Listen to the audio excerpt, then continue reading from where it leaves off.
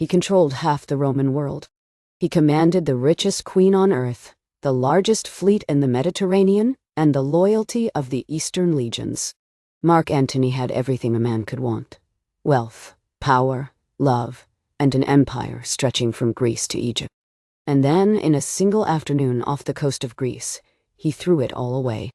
By the time the sun set on the 2nd of September 31 BC, the man who should have ruled Rome had become a fugitive, fleeing toward his own destruction. This is the story of Antony and Cleopatra. How the two most powerful people in the ancient world lost everything to a sickly young man they had badly underestimated. When Julius Caesar was assassinated in 44 BC, the Roman world shattered into chaos. Out of the wreckage, 3 men carved up the empire between them. The most powerful was Mark Antony, Caesar's loyal general, a brilliant soldier, beloved by his troops. Charismatic and fearless, he took the wealthy East.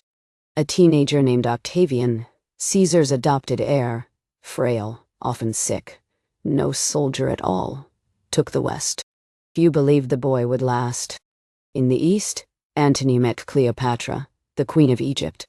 She was not merely beautiful. She was the shrewdest political mind of her age, fluent in 9 languages, ruler of the richest kingdom in the Mediterranean. Their alliance was both political and passionate. Together they were unstoppable. His legions, her treasury, their combined ambition. Antony began to live as an Eastern king, holding court in Alexandria, dressing as a god, ruling beside his queen. But every choice he made in the East was being watched in Rome, and twisted into a weapon. Octavian, the sickly boy, turned out to be something far more dangerous than a soldier. He was a master of propaganda. While Antony feasted in Egypt, Octavian went to work on the Roman people. He painted Antony as a traitor who had abandoned Rome for a foreign seductress, a man who had gone soft, who planned to move the capital to Alexandria, who would hand the empire to an Egyptian queen and her children. It was political genius. By the time Octavian was finished, Romans no longer saw Antony as Caesar's heroic general. They saw a man bewitched, an enemy of Rome. In 32 BC, Octavian declared war. Not on Antony, but officially on Cleopatra. It was a brilliant move. Now, any Roman who fought for Antony was fighting for a foreign queen against Rome itself. Antony still held the advantage on paper. He had more legions, a vast fleet, and Egypt's limitless gold. He gathered his forces in Greece, hundreds of warships, tens of thousands of soldiers. He should have crushed the boy, but something had changed in Antony. The bold, decisive general was gone, replaced by a man who hesitated, who let his queen sit in his war councils, who could not commit. And then his army began to rot from within. Antony's camp on the Greek coast was struck by malaria and dysentery. Thousands of his men sickened and died before a single battle was fought. Worse, his Roman officers grew bitter watching Cleopatra command alongside their general.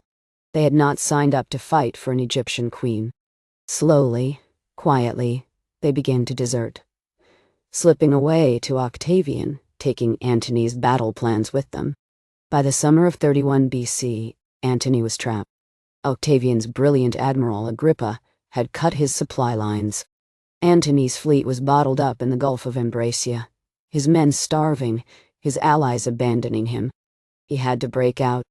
On the 2nd of September, he sailed his fleet out to face Octavian at a place called Actium. What happened at Actium was less a battle than a collapse. The two fleets met in the open sea. The fighting was hard but inconclusive. And then, at the critical moment, something extraordinary happened. Cleopatra's squadron of 60 Egyptian ships, held in reserve at the rear, suddenly raised their sails, turned, and fled south toward Egypt. They sailed straight through the battle and away. And Mark Antony, the great general, with his fleet still fighting and his men still dying, abandoned them. He transferred to a smaller, faster ship and chased after Cleopatra. He left his fleet leaderless in the middle of the battle. He left his loyal legions on the shore, waiting for orders that would never come. When the soldiers realized their commander had fled with his queen, the spell broke. There was no betrayal more total. His fleet surrendered. His land army, 19 legions of veterans who had followed him for years, waited a few days for him to return. And when he did not, they simply went over to Octavian without a fight. In one afternoon, Antony lost everything. Not because he was outfought, but because he ran. Antony and Cleopatra fled back to Alexandria, but the end was only a matter of time. Octavian pursued them to Egypt the following year. Antony's remaining troops deserted. His final allies abandoned him. As Octavian's army closed in on the city, Antony received word, false as it turned out, that Cleopatra was already dead. Believing he had lost her too, Antony fell on his own sword. But the wound was not clean. He lingered, dying slowly, and in his final hours learned that Cleopatra still lived. He was carried to her hiding place and died in her arms. Cleopatra was captured. Octavian wanted to parade her through the streets of Rome in chains, the ultimate trophy of his victory. The foreign queen humbled before the Roman mob. She would not give him that. According to legend, she had a venomous snake smuggled to her in a basket of figs and let it bite her. The last pharaoh of Egypt died on her own terms, a queen to the end. With their deaths, Egypt, the oldest and richest kingdom in the ancient world, ceased to exist as an independent power. It became a province of Rome, and the sickly boy that everyone had underestimated became Augustus, the first Roman emperor, ruler of the entire Mediterranean world. He would reign for more than 40 years. Mark Antony had every advantage. More soldiers, more ships, more gold, and the love of the most powerful queen on earth. He lost not because he was weak on the battlefield, but because at the one moment that demanded courage, he turned his ship and ran. History gave the world to the boy who never flinched, and remembered Antony as the man who had everything and sailed away from it. The losing side